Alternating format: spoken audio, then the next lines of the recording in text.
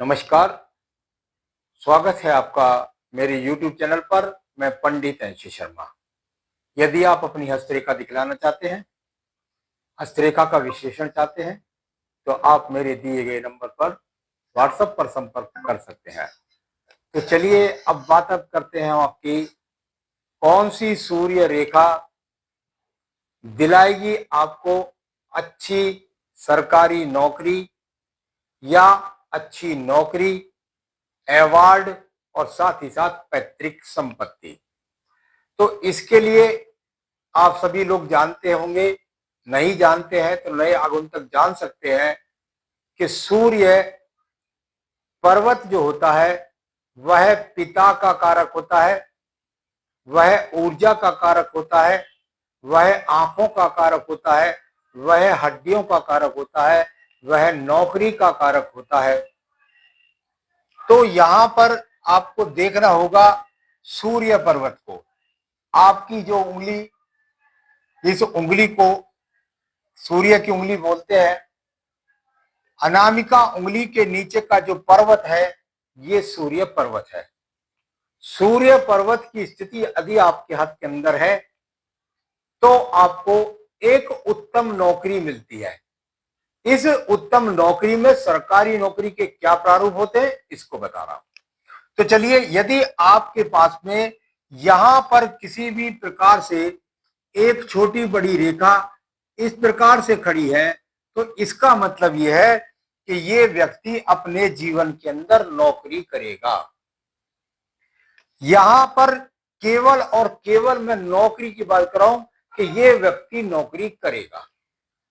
यदि इसमें सरकारी नौकरी की बात आती है तो इसमें ये जो शाखा है वह किसी प्रकार की शाखा और भी लंबी होकर के चली जाती है, और साथ ही साथ इस रेखा के अंदर जब व्यक्ति को ऊंचा पद प्राप्त होता है तो वह ऊंचा पद इनके साथ साथ यहां पर एक ट्रायंगल का निर्माण भी कर देता है।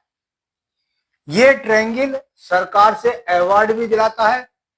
ये ट्रायंगल इस बात की गारंटी है कि जिस पोस्ट पर व्यक्ति लगा है उसमें वह समय के अनुसार उच्च पद को भी प्राप्त करेगा। यदि केवल रेखा खड़ी है तो आपको नौकरी मिल गई। यदि उसमें ट्रायंगल भी लग गया, कभी कभी ऊपर भी लग जाता है, यदि उस प्रकार का ट्रायंगल लग गया तो निश्चित रूप से व्यक्ति की नौकरी में उसको प्रमोशन भी प्राप्त होंगे। सरकारी नौकरी जिन लोगों के पास अधिकतर देखने में आती है तो उनको उनका जो गुरु पर्वत होता है वह भी उच्च स्थिति का होता है। उच्च स्थिति में कुंडली में नहीं बोल रहा हूं, उच्च स्थिति में हाथ में बोल रहा हूं। उच्च स्थिति का मतलब कि यहां पर उनको किसी भी प्रकार का एक्स का चिन्ह मिलता है। जिनको सरकारी नौकरी मिलती है, यदि प्राइवेट सेक्टर की अच्छी नौकरी मिलती है तो उसमें भी एक्स का चिन्ह होता है। ऐसा नहीं है कि उसमें एक्स का चिन्ह नहीं है।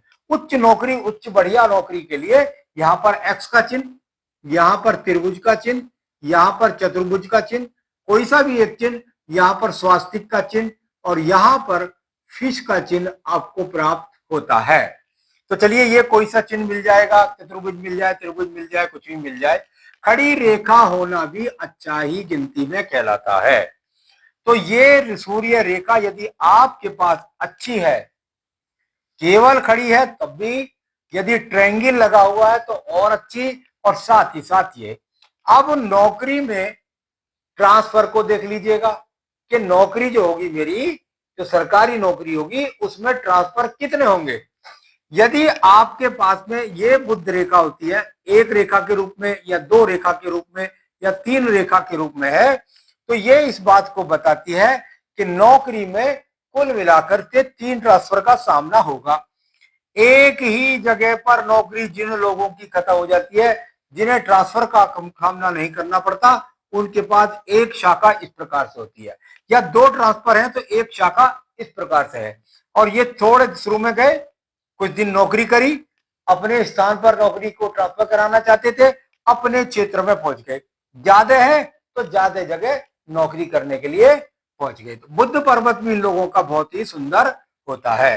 तो सरकारी नौकरी के लिए आपके पास या प्राइवेट सेक्टर की नौकरी के लिए इन रेखा के साथ साथ एक रेखा होती है जिस रेखा को बोलते हैं भाग्य रेखा। ये भाग्य रेखा आपके पास एकदम जाकर के सीधा शनि पर्वत से संबंध बना रही है, तो जीवन के अंतिम समय तक धन के आगमन अच्छे बने रहते हैं, भाग्य चलता रहता है। इस पर किसी प्रकार की शाखा माल्य काट दे इस प्रकार से, कोई घबराने की बात नहीं है। ये वो समय होगा जो स्थान परिवर्तन का होगा, क्योंकि रेखा बीच में से नहीं टूटी है, स्थान परिवर्तन का होगा। किसी प्रकार के ट्रांसफर के कारण खर्चा बढ़ गया, विवाह बच्चों का करने के कारण बढ़ गया, मकान बनाने के अलावा यहाँ ये रेखा ने काटा तो कुछ खर्च बढ़ गया, तो ये कोई डरने की बात नहीं है। श्रेष्ठ शाखा तो सीधी जा रही है ना, धन तो आता ही रहेगा। जिन लोगों का सूर्य पर्वत अच्छा होता है उन लोगों को अवार्ड के लिए मैंने बोला ये चिन्ह होता है यहां बना हुआ। साथ ही साथ यदि इसके अलावा यहां इन लोगों को समाज का सहयोग मिलता है तो बराबर बराबर शाखा चलती रहती है, वो भी सहयोग की है। इन लोगों के पास यदि ये चिन्ह खड़ी रेखा है, कोई काला चिन्ह नहीं है, कोई अक्ष का चिन्ह नहीं है, कोई रेखा काटने वाली नहीं है, कोई ऋणात्मक रेखा नहीं है, तो इन लोगों को पैतृक संपत्ति भी प्राप्त होती है। पैतृक संपत्ति प्राप्त करने के लिए इनका गुरु पर्वत भी अच्छा होना चाहिए, क्योंकि गुरु कारक होता है, जहां गुरु का वहीं पिता का कारक भी गुरु भी कर जाता है। तो पैतृक संपत्ति के लिए ये पर्वत और साथ ही साथ सूर्य पर्वत भी अच्छा होना चाहिए। अच्छा ये है ये चिन्ह नहीं मिले, केवल खड़ी रेखा मिल गई तो उसका मतलब हो गया कि सीधा सीधा। देखिए जब खड़ी रेखा मिलेगी यहां पर तो उससे नौकरी मिलेगी, लेकिन जब त्रिभुज चतुर्भुज या कई प्रकार का कभी कभी इस प्रकार के चतुर्भुज हो जाते हैं इस ऐसे ऐसे, तो ये भी पैतृक संपत्ति के सहयोग के उद्घोषक होते हैं। तो आज मैंने आपको बताया अपनी हस्तरेखा के द्वारा आप सरकारी नौकरी, प्राइवेट सेक्टर की नौकरी, उनमें स्थान परिवर्तन ट्रांसफर का सामना, साथ ही साथ आपके जीवन के अंदर अवार्ड तरक्की उन्नति और पैतृक संपत्ति की प्राप्ति के योग आप हस्तरेखा के द्वारा देख सकते हैं। आगे भी मैं आपको अन्य विषयों पर अवगत कराता रहता हूं, मेरे साथ जुड़े रहिए। नमस्कार।